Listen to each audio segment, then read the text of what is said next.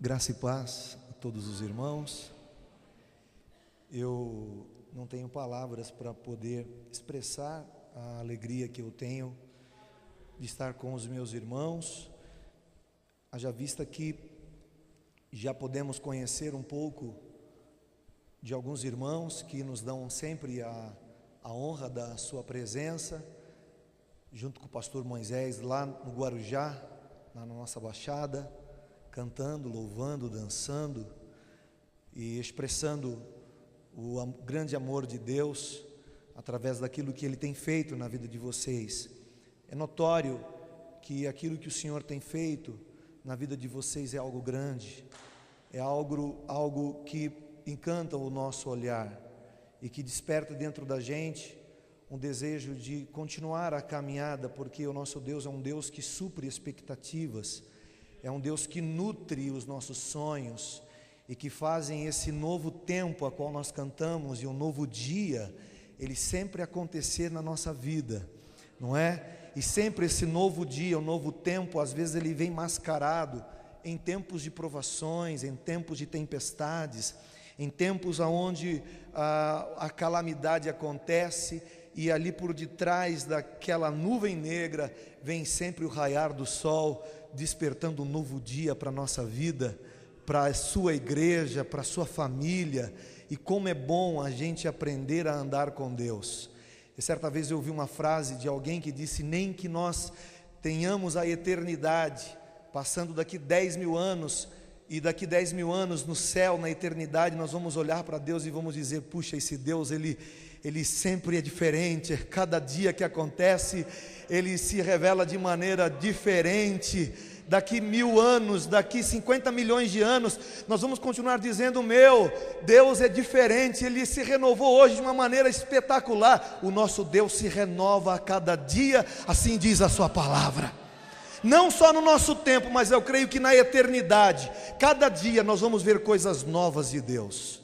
Eu não sei como, de que maneira Deus vai fazer isso, porque os céus deve ser algo espetacular, inarrável, incompreensível de se poder descrever, não é? Mas eu prefiro imaginar que o nosso Deus é o Deus que nos dá a eternidade hoje, a possibilidade de viver hoje esta eternidade.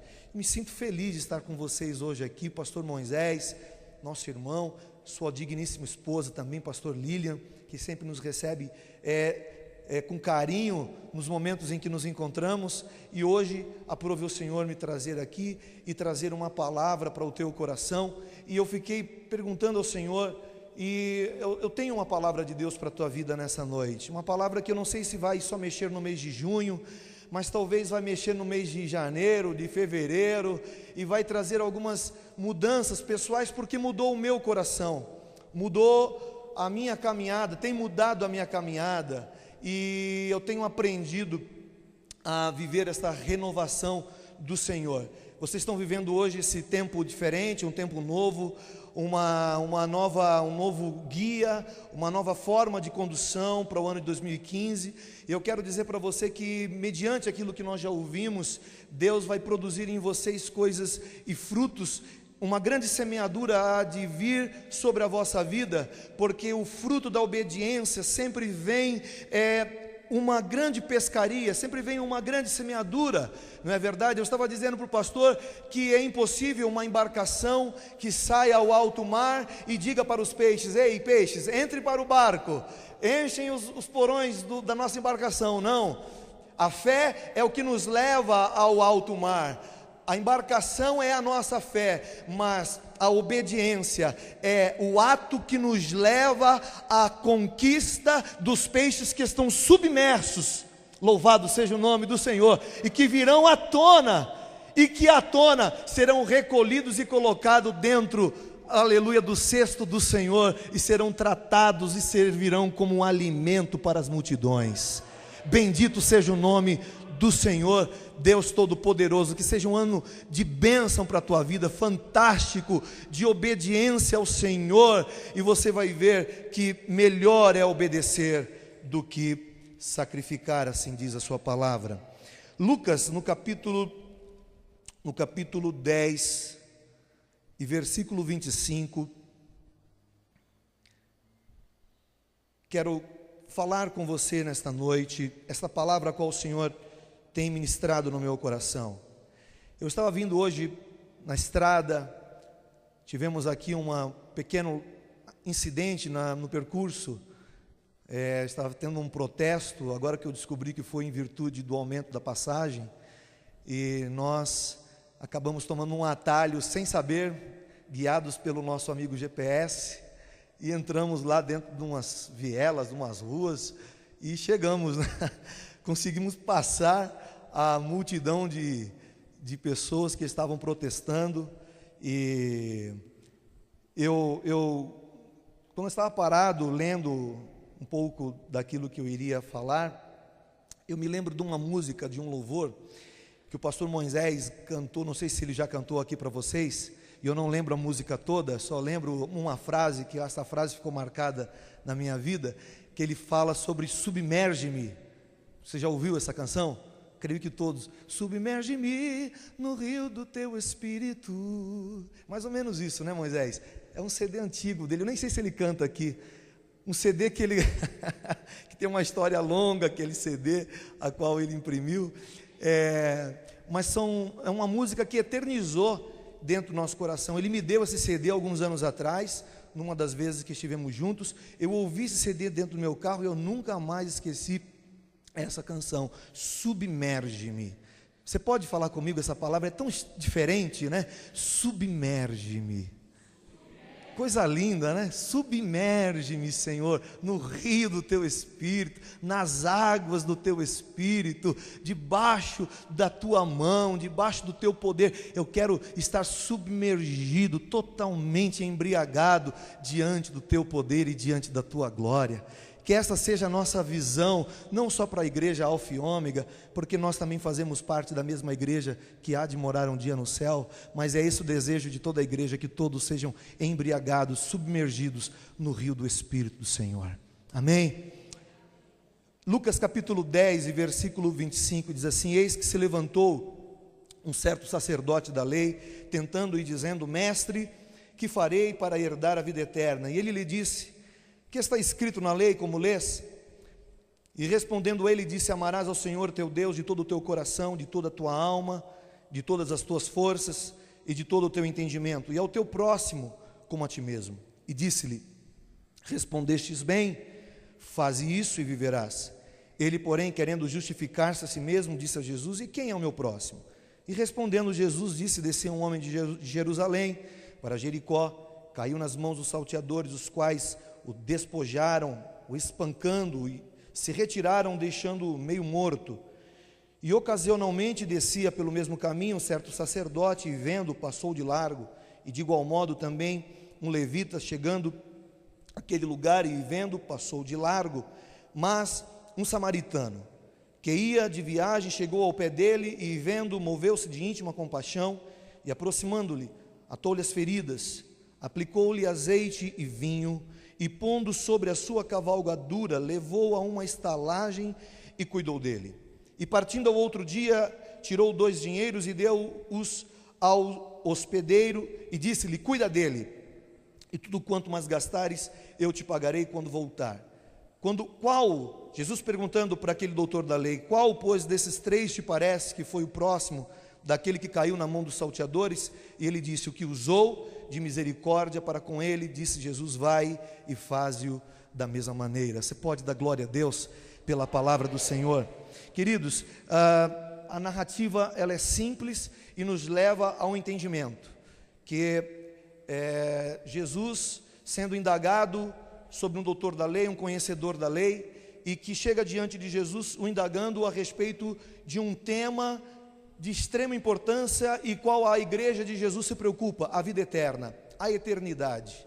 A primeira pergunta que ele faz é: Senhor, o que eu preciso fazer para herdar a vida eterna? A pergunta dele é extremamente cabível, lógica, inteligente. Perguntar sobre a eternidade, creio que todos aqui gostariam de talvez viver esta eternidade. Talvez a resposta fosse: a eternidade só poderá ser vivida de fato, não é depois da morte, mas ninguém quer morrer para viver a eternidade. Ninguém quer passar para o outro lado da vida sem poder desfrutar um pouco daquilo que o Senhor tem para realizar na nossa vida. Então, essa questão da vida eterna, ela é um pouco subjetiva para a gente. Mas aquele homem pergunta para Jesus e diz para ele: o que eu preciso fazer para herdar a vida eterna? E ele disse assim: olha, se você sabe, você responde.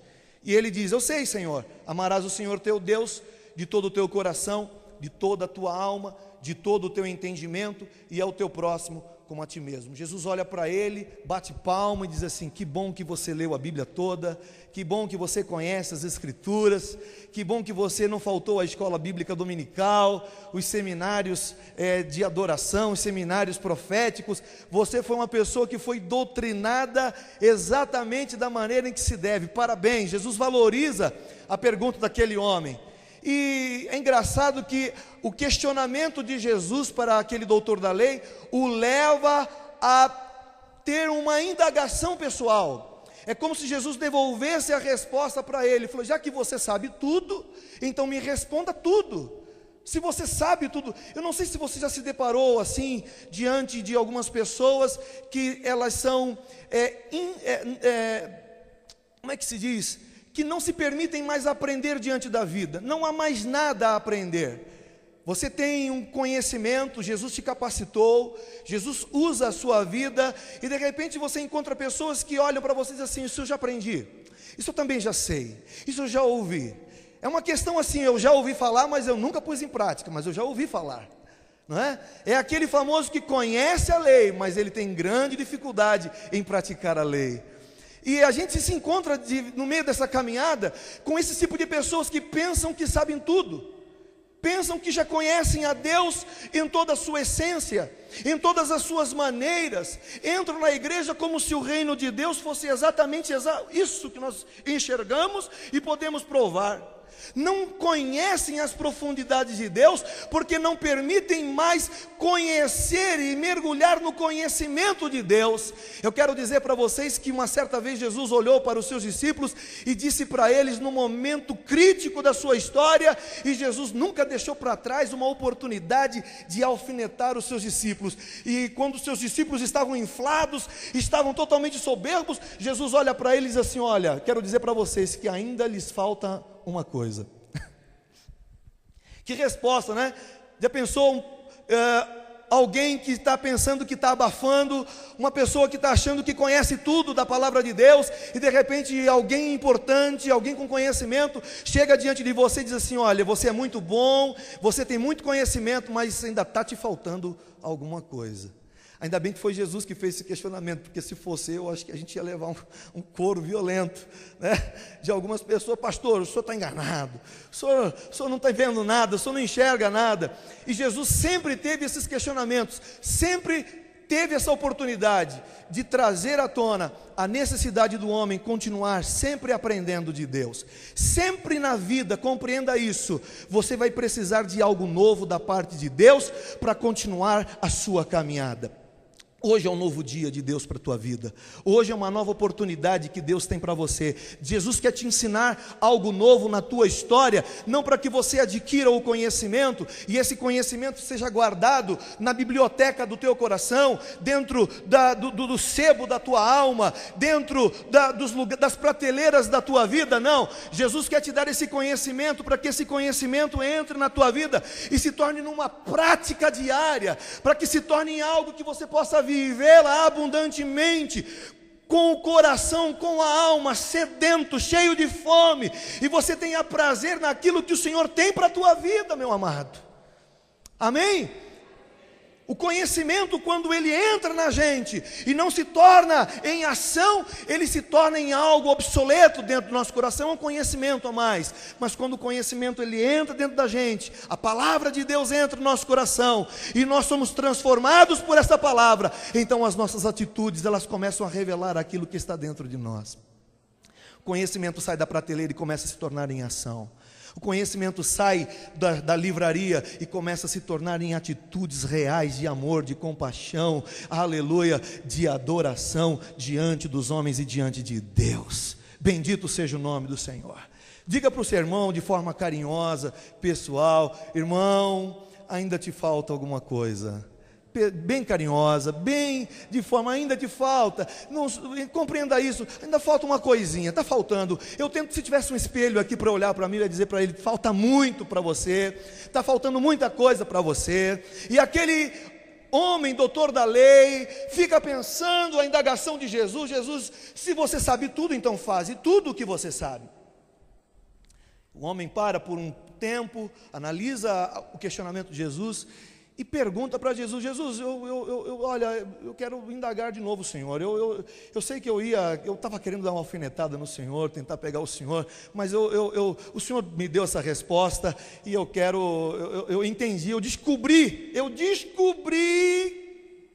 aleluia, eu descobri que eu não sei um negócio, tem um negócio que eu não sei, tem uma coisa que eu achei que eu sabia, mas eu achei, mas eu não sei. O que é que você não sabe? Eu não sei quem é o meu próximo. Eu não sei quem é o meu próximo. Já descobri tudo. Eu sei quem é Deus. Você já teve pessoas, eu acho que dentro das nossas congregações, e a gente mesmo, meu amado, eu acho que nós somos assim, a gente sabe muito bem lidar com Deus. Sim ou não? A gente, é exatamente aquele doutor: amarás o Senhor teu Deus de todo o teu coração. Eu sou apaixonado pelo Senhor, de toda a tua alma. Eu entrego a minha vida. Se tivesse uma perseguição aqui, eu daria a minha vida por amor do Senhor. Eu morreria e daria o brado da vitória. A gente conhece, a gente sabe lidar muito bem com aquilo que se chama Deus, mas quando se fala e se retrata a respeito daquilo que Deus, nós conhecemos de Deus, a respeito do próximo, a gente sempre se pergunta: quem é o meu próximo? Já se perguntou quem é o seu próximo? Diga comigo assim: o meu próximo é o meu próximo. Eu não sei se é esse que está ao seu lado direito, eu não sei se está ao seu lado esquerdo, eu não sei se é esse irmão que não está aqui hoje, mas está precisando de uma atenção. Eu não sei quem é. Eu não sei quem é a pessoa que é o meu próximo. Era isso que Jesus estava dizendo, porque aquele judeu, aquele doutor da lei, ele sabe muito bem quem era o seu próximo. E de repente, Jesus começa a contar uma história. Conta uma história de um sacerdote, de um levita e de um samaritano. O tema da minha mensagem nesta noite, eu quero trazer para você um tema para a sua vida, é ser, para o mês de junho, para o mês de julho, para o mês de janeiro. Eu creio que isso vai induzir a tua alma a uma motivação: ser um presente que serve. Diga comigo: eu quero ser, em 2015, um presente que serve. Talvez você ainda não saiba o que é, mas declare isso para o seu companheiro que está ao seu lado: eu quero ser um presente que serve para a sua vida.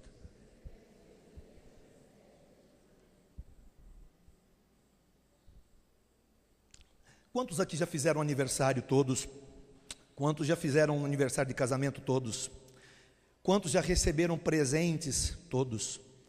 Quantos aqui já receberam aquele presente que o seu pé é 43 e você recebeu o sapato, ele era 39? Ou se você veste número 5 e você recebeu uma camisa número 2. É lindo, pode ser muito bonito, puxa que lindo. É Hunt, né? Hoje tem uma loja em Santos muito boa, as camisas são caras, da loja Hunt. Mas entenda, eu visto 5 e recebi o número 2, e eu vou dizer: puxa, parabéns, muito obrigado pela camisa, mas é um presente que não serve. Você recebeu aquele sapato que é menor do que o seu pé. Lá, se fosse na China ou no Japão, tudo bem. Lá o pessoal coloca sapato menor para deixar o pezinho pequenininho. Você já viu lá no Japão? Os pezinhos das japonesas, das chinesas são pequenininhos, desse tamanho, mas o que elas têm de artrose, de artrite nos pés, é algo terrível. Não é o nosso caso no Brasil. Nós viemos para o culto à vontade, o calor. Se pudesse vir de bermuda, a gente vinha de bermuda. Mas, irmãos, querer usar um presente que não serve é a pior coisa que tem. E o que está cheio de gente hoje no mundo que é um presente que não serve, não tem utilidade. tem conhecimento, sabe lidar com Deus, mas não sabe lidar com as pessoas, não tem amabilidade, não tem responsabilidade, não tem respeito, não tem obediência, não ama o próximo, ama um grupo, sempre assim, há uma panela, e a igreja é uma grande panela, aleluia, e sem essa panela da igreja, a igreja não sobrevive, amém? Quem é que está dentro dessa panela aí? Glória a Deus. Tem gente que diz assim, aquela igreja tem uma panelinha, tem mesmo. E se não tivesse essa panela, essa caçarola grande, que coubesse eu e você, meu irmão, a igreja não sobreviveria. Está entendendo?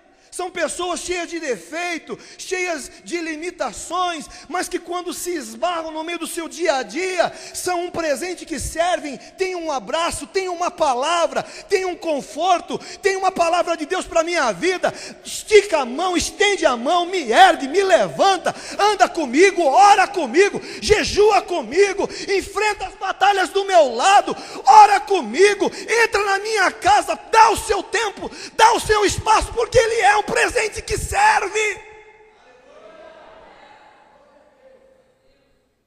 Um presente que serve.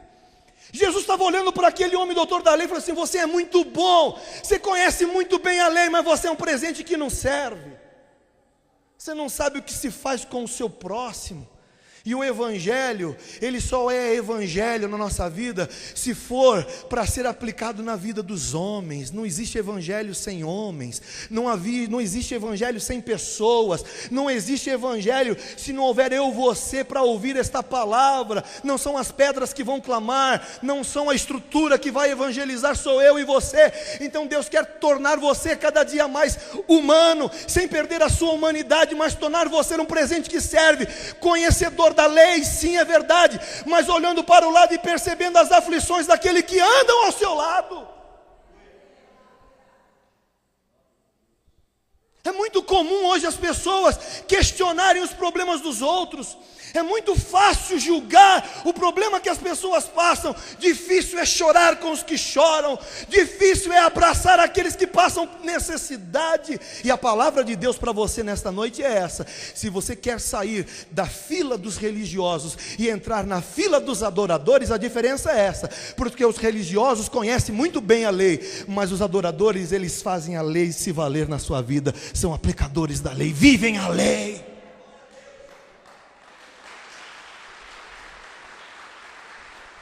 Aleluia! Está cheio de religioso, sabe muito bem o que tem que fazer, sabe muito bem o que tem que falar, mas não sabe o que tem que fazer com o irmão que dá problema. Não sabe o que fazer com as pessoas que estão no mundo cheio de tranqueira e dificuldades.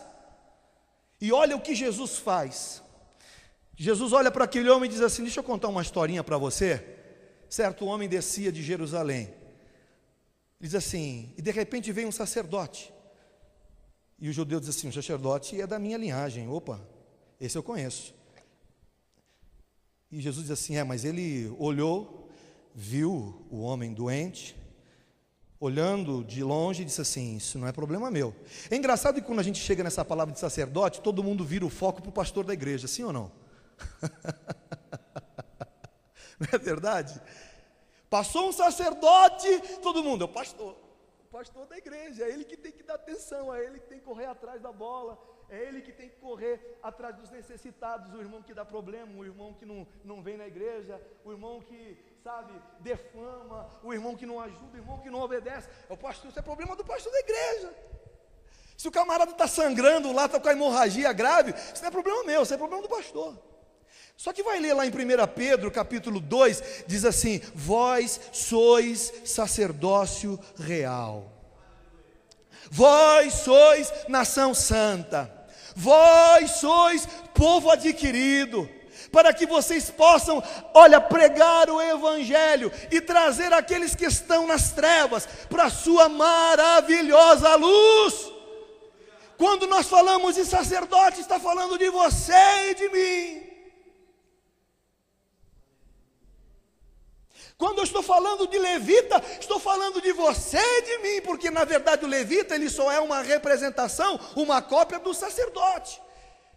Ele passou depois, se o sacerdote não quis colocar a mão, quem sou eu para colocar a mão? O problema é do sacerdote, a lei do exemplo. E aí Jesus chega num ponto crucial. Jesus olha para aquele doutor da lei e diz assim: pois é, nem o sacerdote e nem o levita quis dar atenção para aquele homem moribundo que estava meio morto no meio do caminho. E aí Jesus dá um bico na canela daquele judeu, diz assim: um certo samaritano. Eu falei: não, Jesus, muda a história, samaritano não. Samaritano não, os samaritanos são os nossos algozes, nós não gostamos dos samaritanos. Tanto é que uma das citações de Jesus, quando Jesus passa pelo poço de Jacó, a mulher diz assim: você sendo judeu e eu samaritana, tu para vir falar comigo. Havia uma guerra entre os samaritanos e os judeus. E é engraçado como Jesus, ele sempre está contrariando ou contradizendo aquilo que nós queremos. O judeu, ele queria alguém que fosse como ele, que falasse como ele, que tivesse atitudes parecidas com a dele, que andasse vestido como ele vestia. E de repente Jesus, não, é um samaritano, é aquele quem você não gosta. Eu louvo a Deus porque nem sempre, ou na maioria das vezes, Jesus sempre está contradizendo os nossos desejos. Não é porque Ele gosta de contradizer, é porque Ele tem algo maior para oferecer para a nossa vida. Ele tem algo melhor a apresentar para a minha vida e para a tua vida. Louvado seja o nome do Senhor. Jesus olha para aquele homem e diz: é um samaritano sim. E o judeu, quando acordava de manhã, a primeira oração que ele fazia: Senhor, muito obrigado. O judeu homem, ele dizia: muito obrigado por ter nascido homem, porque ter nascido mulher era algo terrível naquele tempo, ter nascido mulher. E a segunda oração que ele fazia: obrigado porque eu não sou samaritano, eu sou judeu. Imagina ele acordar aquele dia e ouvir uma história de Jesus a respeito de um samaritano. Meu irmão, nem sempre Jesus vai falar aquilo que queremos e aquilo que gostamos, mas existe uma geração, meu amado, que está junto com Jesus nessa contramão. Há uma geração, Jesus no capítulo 6 de João, ele diz assim: olha, vocês estão aqui comigo pelo pão que eu multiplico. E aonde Jesus passava, o pão era multiplicado. Eu não creio que a Bíblia Sagrada, ela possa ter descrito todas as multiplicações de pão que Jesus fazia. Para mim, Jesus multiplicava pão todos os dias. Por onde Jesus andava havia uma multidão, e a multiplicação do pão acontecia. Chega uma hora que Jesus está dizendo assim: olha, eu estou dando um pão que perece, mas a minha vontade é outra. Eu tenho algo maior para oferecer para a vida de vocês. Isso aqui é só uma forma de vocês estarem aqui comigo, mas o que eu quero dar para vocês é um pão vivo, é um pão que desceu do céu, é um pão que vai fazer nunca mais vocês terem fome. É o pão, é o maná que foi escondido e que foi derramado no meio do deserto para Israel. É o maná que está hoje sendo derramado para vocês. Jesus sempre tinha uma forma de atrair as pessoas, mas Jesus tinha uma dificuldade de mudar os paradigmas das pessoas. As pessoas diziam: eu quero pão, eu quero comer pão. E chega uma hora que Jesus se enche. E no capítulo 6 Jesus: olha, vocês comeram pão, até hoje vocês comeram peixe, beberam da água, beberam daquilo que a rocha que verteu água, o pão que eu multipliquei. Mas tem um negócio: acabou a moleza. Aquele que não comer da minha carne e que não beber do meu sangue não tem parte comigo. Os discípulos começam a olhar para o outro e dizem assim: Senhor, dura para nós essa conversa aí. Eu estou entendendo, Senhor, a gente está aqui porque a gente está achando que o Senhor é rei, e que o Senhor vai ser rei sobre Israel, e que quando o Senhor se assentar, o Senhor vai trazer livramento do jugo de Roma, e os israelitas, o povo de Israel vai ser um povo livre, um povo que vai poder trabalhar e ter a sua vida normalizada, e o Senhor vai instaurar o seu reinado aqui. Mas esse negócio de comer do seu corpo, beber do seu sangue e ter uma parte contigo e parte com o Pai, duro para nós é essa conversa. Nós não queremos isso não, Senhor. E Jesus diz assim: olha, vocês não conhecem o meu Pai, e só é possível conhecer o meu Pai aquele que come da minha carne e que bebe do meu sangue. Jesus se encoleriza novamente, e olha, a Bíblia diz que muitos dos discípulos que estavam ao lado de Jesus vão embora, porque Jesus nem sempre vai dizer aquilo que queremos, mas sempre vai dizer aquilo que precisamos. Aquilo que você precisa ouvir, Deus sempre vai ter uma palavra para o teu coração. Mesmo que você saia daqui entristecido, E essa não é a vontade do Espírito, mas você vai sair daqui consciente, alertado do perigo em que você estava incorrendo sobre a sua vida. Sabe por quê? Porque Deus vela pela sua palavra para cumprir sobre a sua vida, e Ele tem responsabilidade com seus filhos. Deus tem responsabilidade. Deus não vai deixar você sair daqui com fome, Deus não vai deixar você sair daqui com sede, mas Ele vai trazer uma palavra que possa trazer contradições no teu interior e te fazer retomar uma nova vida, uma nova história diante do Senhor. Aleluia! Jesus olha para aquele homem e diz para ele, para aqueles discípulos: olha, os discípulos já foram embora. Olha para Pedro e diz: aí Pedro, tu também vai embora? Ele diz: Senhor, para onde nós iremos? Eu louvo a Deus porque sempre tem aqueles que conseguem ouvir a voz contraditória do Senhor. Quantos conseguem ouvir e entender o não de Deus? Não, não, agora não, espera mais um pouco. Eu tenho um amigo meu que morava na Califórnia, e quando ele foi mudar de cidade, ele comprou uma casa, estava tudo certo para ele comprar aquele imóvel. No momento que ele foi tomar posse, o corretor liga para ele e diz assim: olha, todo o negócio foi desfeito, sua entrada está sendo devolvida, os documentos. E ele diz assim: mas por quê? Eu só quero uma satisfação. Eu falei: não tem porquê, a corretora decidiu não vender mais para você. E ele foi para casa reclamando consigo mesmo, dizendo: Senhor, sou teu servo, estava tudo certo, documentação, o dinheiro estava lá, as prestações nós iríamos pagar, o que está acontecendo? E ele não entendeu o silêncio de Deus para a vida dele. Depois de 6 meses, aconteceu o seguinte: exatamente naquele lugar aconteceu uma grande tempestade. Um tornado passou exatamente naquela cidade. E um dia ele foi visitar aquela cidade, ele foi exatamente na casa onde ele iria comprar há 6 meses antes. Ele descobriu que aquela casa que ele iria comprar não existia mais. Sabe por quê? Porque um tornado havia passado exatamente no rastro daquele quarteirão, dizimando, levando centenas de casas, vítimas, pessoas que morreram. E quando ele viu aquele cenário, ele olhou para cima e disse: Senhor, agora eu entendi porque que o Senhor disse não naquele dia. Eu não estava entendendo, eu não estava compreendendo porque o Senhor se colocou diante de mim, mas hoje eu te dou glórias, porque o Senhor tinha o melhor para a minha vida. Eu aprendi a entender o teu silêncio e a tua rejeição em relação à minha vida. Aleluia! Diga comigo: eu quero ser um presente que serve. Eu quero ser presente que serve. Aí Jesus conta a história. O samaritano, diga comigo: o samaritano é presente que serve. Olha só, o samaritano é presente que serve. O samaritano para com o cavalo dele, para com o cavalo, olha para o homem moribundo, quase morto. E aí eu digo para você que eu acho linda essa palavra. Louvado seja o nome do Senhor. A pessoa que deseja ser presente que serve, ela tem coisas escondidas da parte do Senhor na sua vida espiritual. É algo específico da parte de Deus para a vida dele, que nos momentos mais inusitados essas coisas se revelam na vida desse presente que serve. Quando aquele homem desce da cavalgadura, ele vê aquele homem machucado. Diz a Bíblia que a primeira coisa que ele faz, ele ata as feridas daquele homem. Vamos ler, aqui diz que, e aproximando-se, atou-lhe as feridas, versículo 34. A primeira coisa talvez seja o aproximar. Diga comigo: quem é presente que serve, precisa dar tempo para estar perto. A primeira coisa que ele deu como presente que serve para aquele homem que está moribundo foi o seu tempo.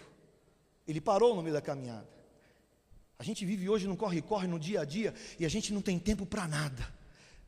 E a gente também não tem tempo para ficar resolvendo o problema dos outros, mas a Bíblia diz, e a palavra de Deus nos dá esse direcionamento. Deus não está requerendo que você dê o seu todo o tempo para a vida das pessoas, mas Deus quer que em algum momento da sua história, da sua vida, você dê uma fração do seu tempo e seja presente que serve na vida das pessoas. Dê do seu tempo.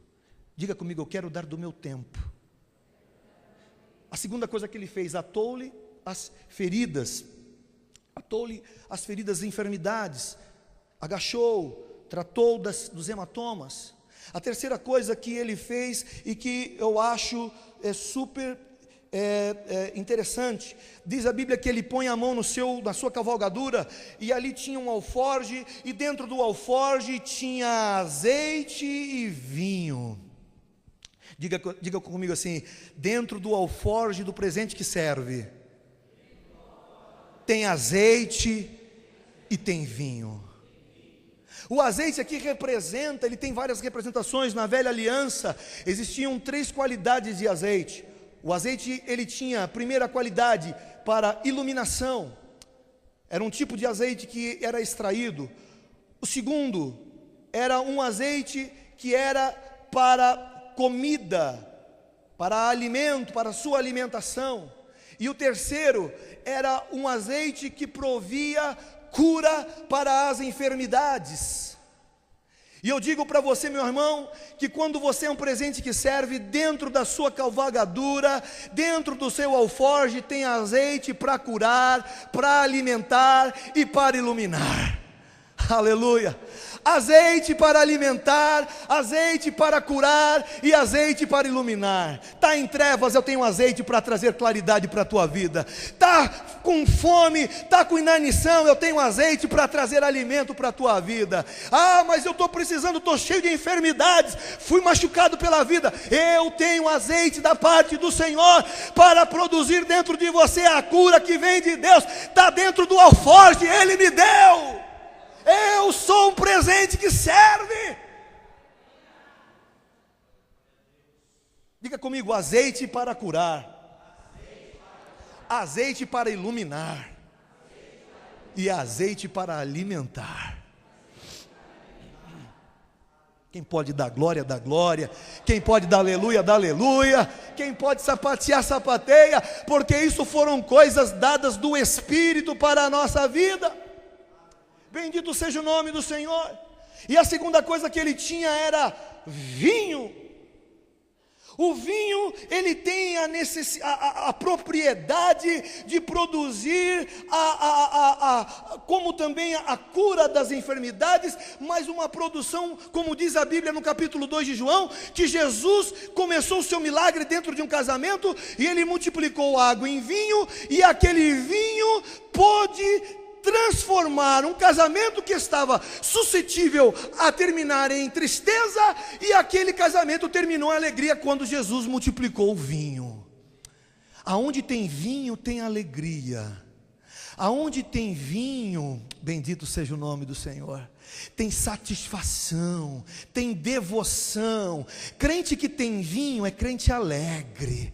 Crente que tem vinho é crente que ele consegue dar o brado da alegria na sua vida. Eu tinha, quando eu era garoto, pequenininho, e eu tinha eu me lembro, quando eu fazia parte do departamento das crianças, eu era levado demais, e eu era sempre o primeiro a sair da sala, porque as tias puxando a minha orelha, diziam: você vai para a igreja, você vai ouvir a palavra, porque você não tem condições de ficar aqui no departamento. E eu iria lá, e de repente eu ficava de frente ao departamento dos jovens, e tinha um negão, mas um negão sarado de 3 metros de altura, e eu ficava olhando para ele. Quando o pastor Luiz Monteiro começava a pregar, e de repente aquele homem começava a dizer assim, de repente só ele falava, e ele dizia assim: mas que felicidade, Jesus!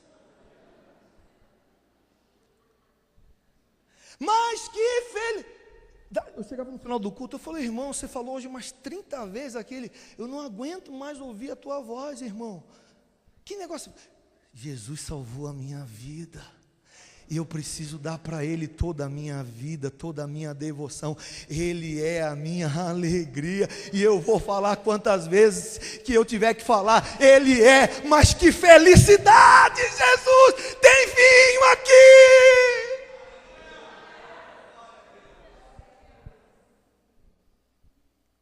Às vezes você olha para você diz assim: pastor, mas eu não tenho nada.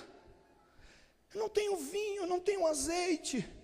Eu não tenho nem alforje, eu não tenho nem cavalo, eu não tenho nem tempo, eu não tenho nem espaço. Interessa.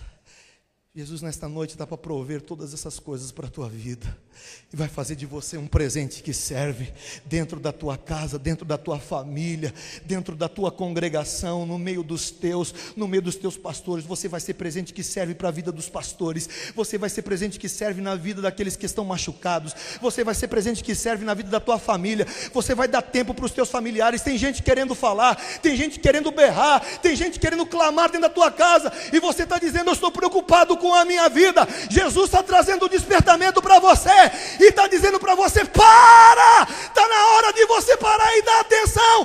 Tem gente que está gritando e sofrendo. Você é um presente que serve.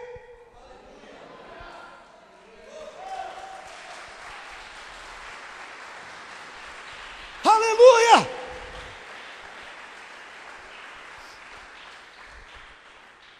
Há 5 anos atrás, eu estava indo na igreja, nós tínhamos um IBF. Fizemos um IBF e nós trouxemos pela primeira vez uma comunidade carente, chamada Padre Donizete. Uma comunidade bem carente, próxima à igreja. E tinha um garoto, eu cheguei, acabei saindo, voltei depois, eu encontrei o garoto emburrado. A minha esposa do lado dele, quando eu entrei na sala, ela disse assim para mim: olha, está dizendo que vai matar todo mundo. Está dizendo que vai bater em todo mundo aqui. 6 anos de idade. Quando eu entrei na sala, aquele jeito malandrão de ser, né? O que é? Eu falei: fala, rapaz, tu não tirou ainda as fraldas, rapaz. Está pensando que é gente.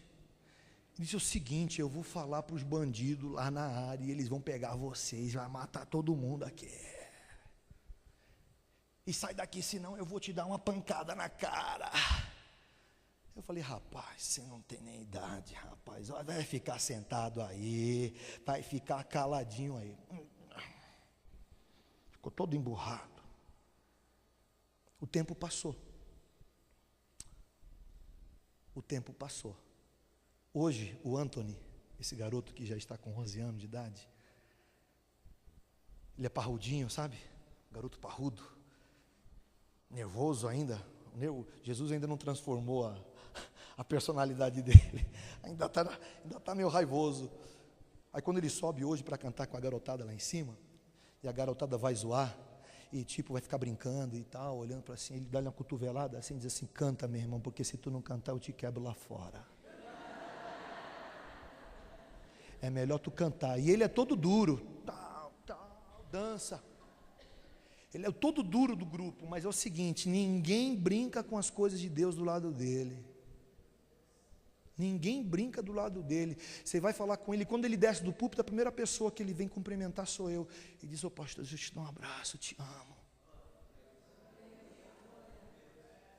5 anos trabalhando na vida dessa comunidade, todos os dias. A mãe dele já tentou suicídio 2 vezes. 2 vezes tentando suicídio. Mas a igreja presente dentro da comunidade, alterando o presente, e você alterando o presente dessas crianças, você altera o futuro.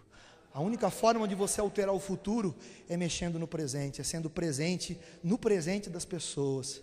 E você sendo um presente que serve na vida das pessoas, você altera o presente delas, você transforma o futuro delas. Hoje nós somos um grupo de quase 50 crianças, de jovens transformados. As mais histórias tristes que você pode ouvir, mas quando você olha para cada um deles, você vê o prazer. Cada um deles foram alcançados por pessoas que se dedicam e que dizem todos os dias: eu quero ser um presente que serve. Eu tenho um irmão que é deficiente, já estou terminando. Eu tenho um irmão que é deficiente, síndrome de Down. Não lê, não escreve, fala com dificuldade. Você olha assim e diz assim: não serve para nada, pastor. Quando nasceu, minha mãe ficou durante 3 meses deitada numa cama chorando. Meu avô embarcado soube da notícia, entrou dentro da casa da minha mãe e vendo ela prostrada e disse: por que você está assim? Falei: papai, o filho que eu tive, ele é mongol, ele não é normal. Como é bom quando a gente tem pessoas que são presentes, que servem na nossa vida. Elas mudam sentenças do nosso coração. Meu avô hoje, que está com 94 anos, internado no hospital, praticamente chegando no fim da sua vida, olhou para ela e disse: o mesmo Deus que te deu essa criança, vai ser o mesmo Deus que vai te dar força para sustentar ela. E Ele vai ser uma bênção na minha mão. Ele vai ser um presente que serve. Hoje, quando nós abrimos a igreja, o Marcelo é o primeiro a chegar. Marcelo tem 47 anos, é mais velho do que eu. Ele chega, abre, levanta a porta, chega no som, liga todo o som, liga o computador, coloca os microfones, liga o teclado, sabe ligar tudo direitinho na voltagem certa, liga a iluminação, liga os ventiladores, e depois que ele termina tudo, ele vai para a porta da igreja, esperando os irmãos.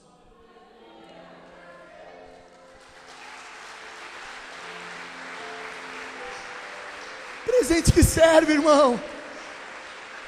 Está lá, não sabe falar, não tem muita concordância no que fala, mas é um presente que serve. Entra.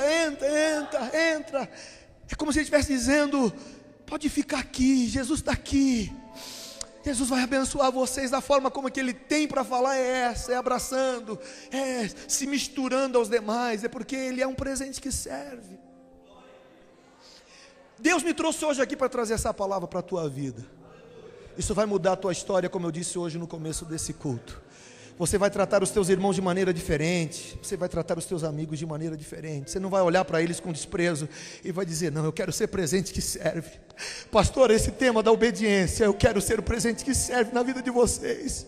Eu quero arregaçar a manga, eu quero me levantar, eu quero me jogar de corpo e alma, eu quero fazer isso aqui valer. Deus vai multiplicar, Deus vai salvar, Deus vai trazer, mas Deus só vai trazer se houver mudança de mentalidade. Se Jesus mudar o teu coração e fizer de você um presente que serve, com azeite, com vinho, para multiplicar na vida das pessoas. É isso que eu tenho para falar para você hoje. Presente que serve. Dentro da tua casa, na vida dos teus filhos, seja um presente. Você pai, você mãe, seja um presente que serve. Na vida da tua esposa, a partir de hoje, olha para ela e pergunta: como é que eu posso ser o teu próximo? Como é que eu posso te ajudar? Como é que eu posso curar as tuas feridas? Como é que eu posso untar as enfermidades? Como é que eu posso ser um melhor companheiro? Você filho, olhando para o seu pai e dizendo: como é que eu posso ser um melhor filho para o meu pai? Eu quero ser um presente que serve. Vocês obreiros que aqui estão, possam se questionar hoje e dizer: pastor, até hoje eu fiz tanto, mas eu quero a partir de hoje ser um presente que serve na vida da Alfa e Ômega, na vida do pastor, na vida dos pastores, na vida das pessoas. Quando as pessoas adentrarem pela porta, vão perceber que Jesus mudou o ambiente dessa igreja, mudança de mentalidade, mudança de comportamento. E quando elas chegarem feridas, aleluia, totalmente subjugadas pelo pecado, elas vão encontrar uma porta de escape de Jesus, porque Jesus vai untar as feridas, vai curar as enfermidades e vai levantar, porque esse é a vontade de Jesus. Foi isso que o samaritano fez com aquele homem. Não o deixou curado, mas prostrado. Ele o curou, mas o levantou, colocou de pé. Essa é a vontade de Deus, te colocar de pé. Em nome de Jesus, eu quero ser esse presente que serve.